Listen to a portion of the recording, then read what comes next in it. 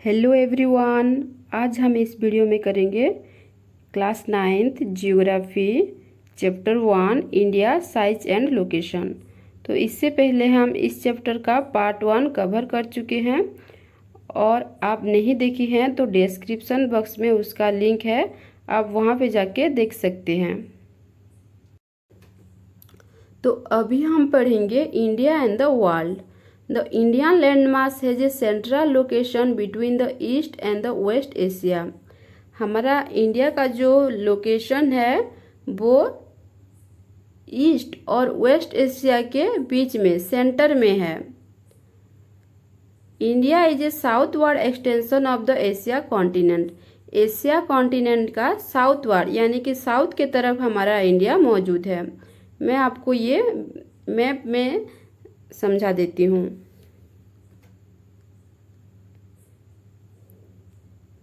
यहाँ पे जो ये पर्पल कलर का दिख रहा है ये हमारा एशिया है और एशिया का इस तरफ जो है ईस्ट है, इस तरफ वेस्ट है। तो हमारा इंडिया का जो लोकेशन है ईस्ट और वेस्ट के बीच में है और एशिया का इस तरफ नॉर्थ है और इस तरफ साउथ है। तो हमारा इंडिया एशिया के साउथ की तरफ आता है, साउथवर्ड एक्सटेंशन है। The Trans-Indian Ocean routes which connects the countries of Europe in the west and the countries of East Asia provide a strategic central location to India। यहाँ पे देखो और हमारा इंडिया जो है इसके बीच में है और इंडिया के ईस्ट के तरफ एशिया के ईस्ट कंट्री सब आते हैं, Myanmar, Thailand, Bangkok, Malaysia, Singapore, Philippines. तो इंडियन ओशन की मदद से हमारा इंडिया इस सब कंट्री के साथ कम्युनिकेट कर पाता है। और वेस्ट की तरफ जो कंट्री है और यूरोपियन कंट्रीज है, इंडियन ओशन के मदद से हमारा इंडिया इस तरफ भी कम्युनिकेट कर पाता है। Note that Deccan Peninsula protrudes into the Indian Ocean, thus helping India to establish close contact with West Asia, Africa and Europe from the western coast and the Southeast and East Asia from the western coast. No other country has a long coastline on the Indian Ocean as India has, and indeed it is India's eminent position in the Indian Ocean which justifies the naming of an ocean after it। तो यहाँ पे Deccan peninsula दिया गया है। Peninsula हम किसको कहते हैं? जो लैंड मास समुंदर के अंदर घुस गया होता है उसको हम पेनिनसुला कहते हैं। तो डेक्कन प्लेटाउ जो है ये हमारा डेक्कन प्लेटाउ यहाँ से यहाँ तक यह है, ये इंडियन ओशन में घुस गया है। इसके वजह से क्या हुआ है, हमारा इंडिया को ज़्यादा कोस्ट लाइन मिल गया है, समुद्री तट। इसीलिए हमारा इंडिया ईस्ट के तरफ जो हमारे एशिया के ईस्टर्न कंट्रीज है यहाँ के साथ कम्युनिकेट कर पाता है और वेस्ट की तरफ एशिया, मिडिल ईस्ट, इसको हम मिडिल ईस्ट कहते हैं, इसके साथ कम्युनिकेट कर पाता है और यूरोप के साथ भी कम्युनिकेट कर पाता है और अफ्रीका के साथ भी कम्युनिकेट कर पाता है। देखो यहाँ पे हमारा इंडिया का जो है समुद्री तट, कोस्ट लाइन जितना बड़ा है, यहाँ पे जो इंडियन ओशन पे जो अदर कंट्रीज है उनसे ज़्यादा कोस्ट लाइन हमारा इंडिया का है।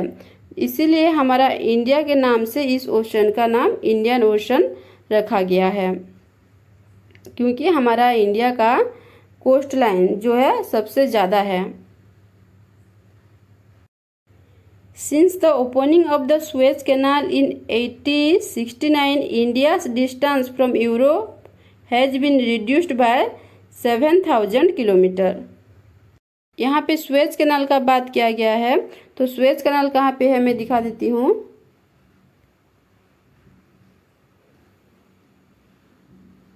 ये मेडिटेरियन सी है, ये रेड सी है, इसके बीचों बीच यहाँ पे थोड़ा सा लैंड को कट करके स्वेज कैनाल बनाया गया है। तो ये स्वेज कैनाल पहले नहीं था। तो यूरोप से हमारे देश में कैसे लोग आते थे, घूम के, यहाँ से ऐसे घूम के हमारे इंडिया तक आते थे। और जब स्वेज कैनाल खुल गया तो डायरेक्ट मेडिटेरियन सी से होके रेड सी से होके ऐसे हमारे इंडिया के सी कोस्ट में आ जाते हैं। तो इसकी वजह से यूरोप और इंडिया के बीच में जो डिस्टेंस था ये घट गया और यूरोप के लोग आसानी से हमारे इंडिया में आ सकते हैं। India's contact with the world have continued through ages, but her relationships through the land routes are much older than her maritime contacts. India का वर्ल्ड के दूसरे कंट्री के साथ जो संपर्क है वो बहुत पुराना है, लेकिन रिलेशन जो है कांटेक्ट जो करते थे समुद्री जल मार्ग से ज़्यादा नहीं करते थे और जो है लैंड रूट से वहाँ से देके ज़्यादा कॉन्टैक्ट्स किया करते थे।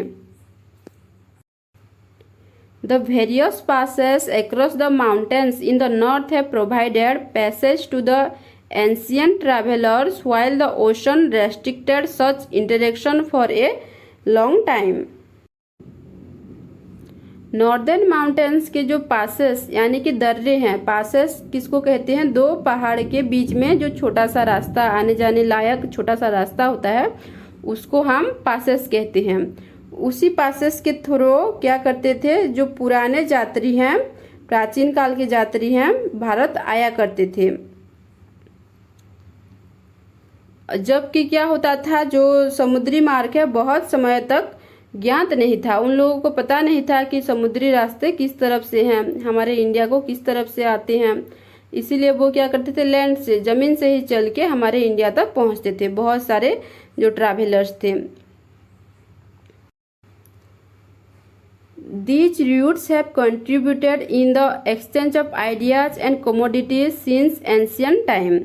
तो जो ये लैंड रूट्स थे और जो थोड़ा सा मेरीटाइम कॉन्टैक्ट्स भी था, तो यहाँ से क्या करते थे, आइडियाज विचारों का और कमोडिटीज यानी कि वस्तुओं का आदान प्रदान करते थे।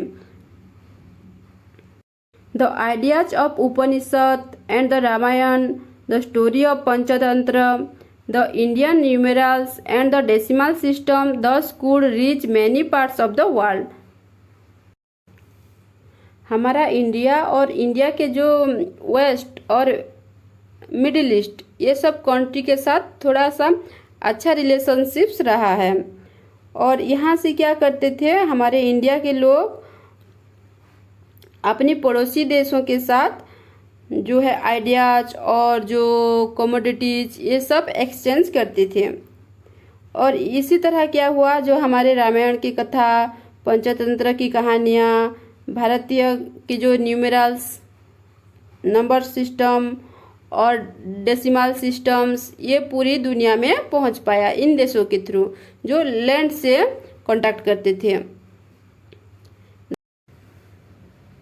The spices, muslin and other merchandise were taken from India to different countries.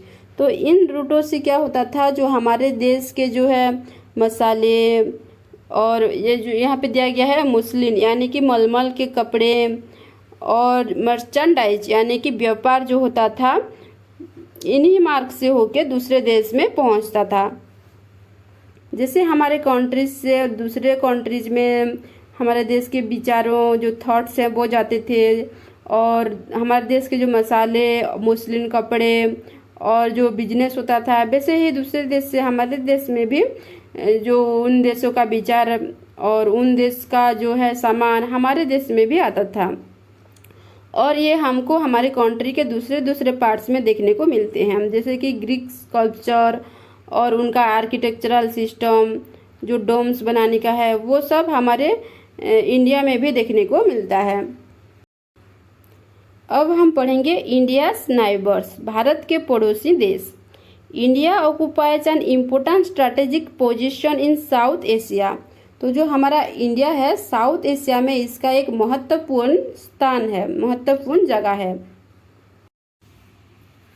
India has 28 states and 9 union territories. यहाँ पे 9 लिखा गया है, अभी जो है 8 हो गया है। दादर नगर और हवेली को रिमूव कर दिया गया है।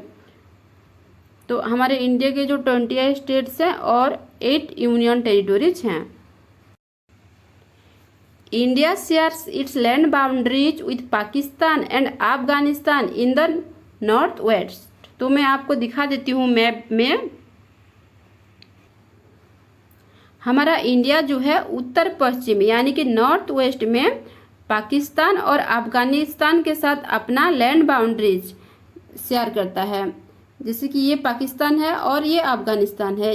अफगानिस्तान का थोड़ा सा हिस्सा यहाँ पे जो है ये शेयर करता है, लेकिन ये वाला हिस्सा जो है ये अभी हमारे कंट्रोल में नहीं है, ये पाकिस्तान के कंट्रोल में है। इसको हम POK कहते हैं। तो ये नॉर्थ वेस्ट में 2 कंट्रीज के साथ हमारा इंडिया लैंड बाउंड्री शेयर करता है, पाकिस्तान और अफगानिस्तान। उसके बाद China, Tibet, Nepal and Bhutan in the north. और नॉर्थ की तरफ जो उत्तरी हिस्से में हमारा इंडिया चाइना, तिब्बत, नेपाल, भूटान इन कंट्रीज के साथ अपना लैंड बाउंड्री शेयर करता है।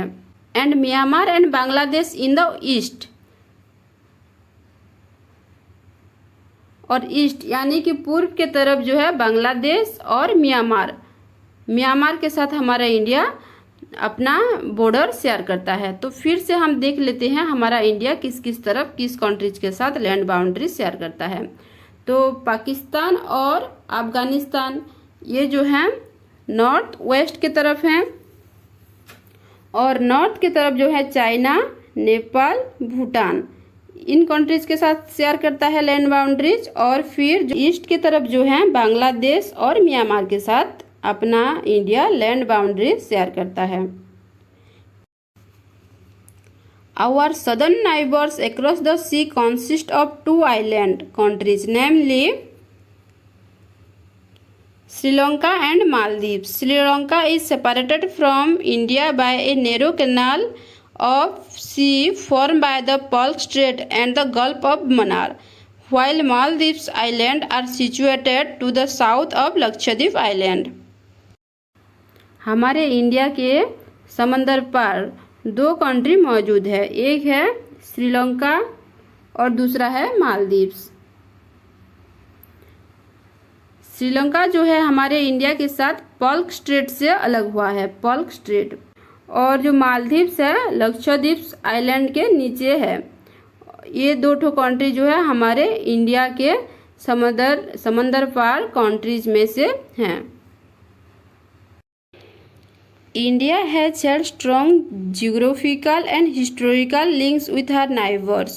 Look at the physical map of Asia in your atlas. Note down how India stands apart from the rest of Asia. तो जो अपना इंडिया है अपने पड़ोसी देशों के साथ भौगोलिक और ऐतिहासिक संबंध बहुत ही अच्छे हैं। अपनी एटलास में आप लोग क्या करेंगे, एशिया का जो है मैप निकालेंगे और वहाँ पे भारत का हमारा इंडिया कैसे अलग दिखाई देता है जो वो देखेंगे। दूसरे कंट्री से हमारा इंडिया कैसे अलग है वहाँ से आप देखेंगे।